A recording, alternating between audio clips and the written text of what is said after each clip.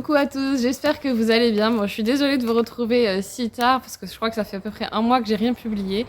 Donc voilà, simplement en fait la vie fait que j'ai pas pu publier avant. Donc là, on se retrouve dans le jardin pour changer un peu de cadre. Je vais pouvoir faire la deuxième partie de vidéo dont je vous ai parlé sur mon arrivée en Guyane, comment ça se passe depuis que je suis ici. Je vais vous raconter le départ, comme je disais. Mes parents m'ont déposé à l'aéroport et j'ai pris l'avion pour la première fois de ma vie pour une longue distance. C'était assez stressant, l'enregistrement, les différents bagages, avoir le bon papier au bon moment. Et j'ai failli, entre guillemets, rater l'avion parce que j'étais dans les derniers appelés. J'avais pas fait attention à la durée de mes au revoir. Et du coup, je suis passée l'enregistrement comme ça en me disant ça va, j'ai encore du temps. Et en fait, au moment d'arriver après la porte d'embarquement, vraiment c'était au moment du dernier appel. Donc voilà, j'ai un peu couru. Le premier truc qui m'a marqué, c'est le bruit du moteur sous les pieds et le sentir les vibrations.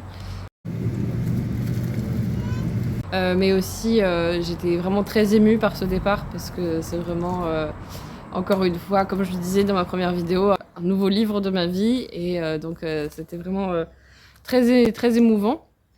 Donc au moment où l'avion a commencé à se diriger vers la piste de décollage, j'ai pleuré. Et encore plus quand il a pris la vitesse, la puissance et qu'il a quitté le sol, enfin vraiment quand il a décollé quoi.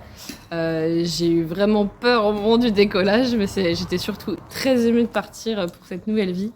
C'est vraiment l'impression que j'ai eu, commencer ma nouvelle vie, partir pour de bon, m'envoler quoi, littéralement. Donc voilà, j'étais très émue de quitter la France et les gens que j'aime. L'émerveillement a doucement pris place et mes yeux d'enfant ont dévoré le paysage. J'arrivais pas à croire ce que je voyais. Là, j'ai passé la première heure du vol scotché à mon hublot. Paris était minuscule, la tour Eiffel aussi. Enfin, l'humanité me paraissait ridicule. J'étais vraiment très impressionnée de voler comme ça. Je trouvais simplement que l'avion faisait un bruit d'enfer. Tout simplement parce que je suis pas habituée.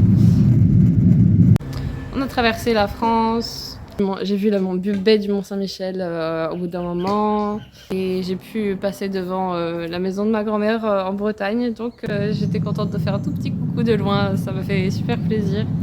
Surtout que ça fait un moment que j'y suis pas allée, donc voilà, c'était trop chouette. Au-dessus de l'océan, le temps m'a paru beaucoup plus long.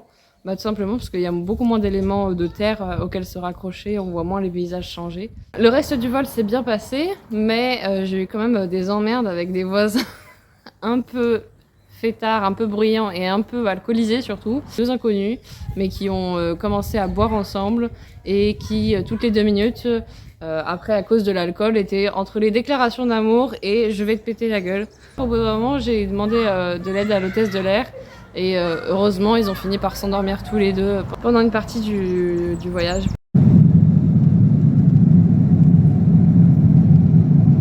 Au bout d'un moment, l'avion a commencé à entamer sa phase de descente.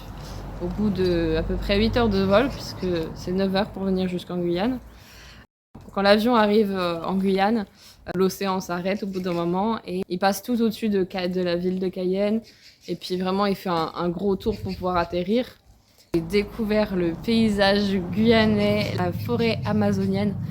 Impressionnant, vraiment, j'étais estomaquée. Ma première réaction, c'était, je me suis dit, mais je n'ai jamais vu autant de vert de toute ma vie. Et j'étais hyper étonnée aussi de voir que le paysage n'était pas si plat que ce que je pensais. Moi, je pensais que c'était vraiment une plaine. Et pas du tout, c'est mine de rien assez vallonné. Bon, c'est pas des grandes montagnes, hein, mais il y a des monts. Et j'étais étonnée de voir que c'était pas si plat que ça et j'étais trop heureuse, franchement, j'étais trop contente d'arriver là, c'était magique, c'était trop bien. De la même manière que le décollage, l'atterrissage, ça m'a fait un peu peur et vraiment j'étais hyper émue, j'ai pleuré. J'ai pleuré parce que je me suis dit que c'était vraiment ma nouvelle maison. À la sortie de l'avion, ce qui m'a marqué, c'est la chaleur et la moiteur, parce que j'étais pas du tout habillée de manière appropriée. Donc voilà, je me suis fait un peu saisir par la chaleur, mais c'était moins pire que ce que je pensais. Donc la difficulté du coup à l'atterrissage, c'est que je voulais prévenir mes proches, mais que j'ai pas pu parce que je n'avais plus de réseau français. Je voulais aussi prévenir la personne qui est venue me chercher. Donc, pareil, j'ai eu des problèmes de réseau, donc j'ai pas pu la prévenir. Et en plus, quand j'ai récupéré mes 2 valises, mes 2 grosses valises, et il y en avait une des 2 qui me manquait. Donc j'ai dû faire remplir tout un formulaire d'Air France pour pouvoir récupérer ma valise plus tard. Et la personne qui est venue me chercher m'a attendue, et heureusement parce que sinon j'avais aucun moyen de la prévenir, donc ça aurait été vraiment très casse-pied. Je la remercie si elle passe par là. J'ai oublié de raconter que lorsque je suis sortie de l'aéroport, une des premières choses qui m'a étonnée, c'est le peu d'affichage qu'il y avait dans les rues venant de la région parisienne. C'était quelque chose qui m'a vraiment surprise. J'avais l'impression de ne pas être beaucoup polluée visuellement. Mon avis a changé depuis que je suis arrivée, mais c'était vraiment un des premiers étonnements à ce moment-là. La personne en question qui est venue me chercher m'a déposée chez moi, et vraiment c'était encore un sentiment de bonheur assez fort. J'étais hyper heureuse de pouvoir me sentir enfin chez moi. Même si je suis dans une colocation, on le voit, je suis dans un grand jardin et je suis super heureuse d'être là. L'arrivée était assez extraordinaire. Aujourd'hui, on est 3 mois après, donc l'euphorie est redescendue. Mais quand je me rappelle mon arrivée, je suis vraiment trop contente. Donc voilà, c'est trop chouette. La première soirée, je suis d'abord allée au chinois pour acheter de quoi me sustenter un peu, parce que sinon j'allais crever de faim. J'ai pu rencontrer mes colocs, on a pris un apéro ensemble. Et ensuite j'ai dormi, et le lendemain je me suis réveillée à cause du décalage horaire vers 5h ou 6h, je ne sais plus exactement. C'était trop beau de voir le lever du soleil, d'être tout au calme et tout, c'était trop chouette. Et donc le lendemain matin, quand je me suis réveillée, j'ai vu pour la première fois de ma vie un colibri, et j'étais trop contente encore une fois, vraiment, c'était vraiment mon rêve.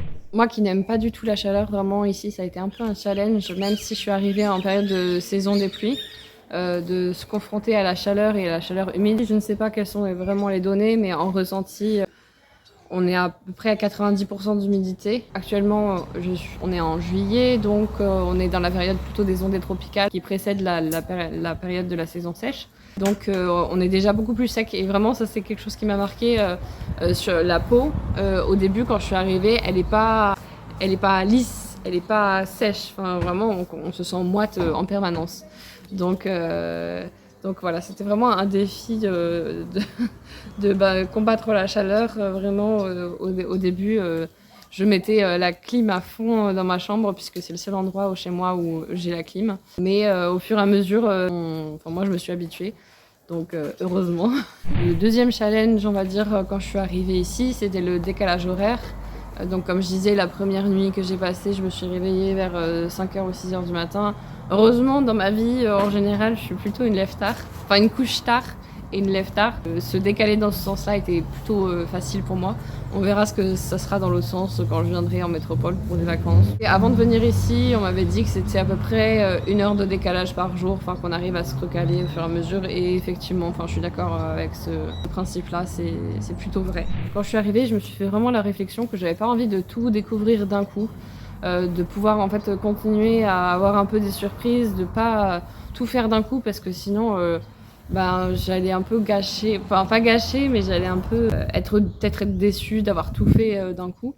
Donc il y a encore plein de choses que j'ai pas fait, il y a encore plein de balades que j'ai pas faites, et je sais pas si ce format vous a plu. Je pense que je vous ramènerai en balade avec moi, ça c'est quasiment certain. Assez rapidement après mon arrivée, comme je l'expliquais dans ma première vidéo, j'ai commencé le travail. C'était assez cool, parce que ça m'a permis d'être tout de suite dans la vie active et de pas zoner pendant 3 semaines avant de commencer le travail. Donc ça c'est trop chouette, puisque de toute façon je suis là pour ça initialement.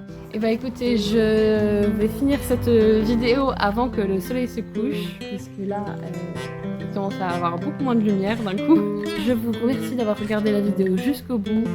Je vous embrasse et je vous dis à très bientôt pour une prochaine vidéo. Prenez soin de vous, gros bisous. How I changed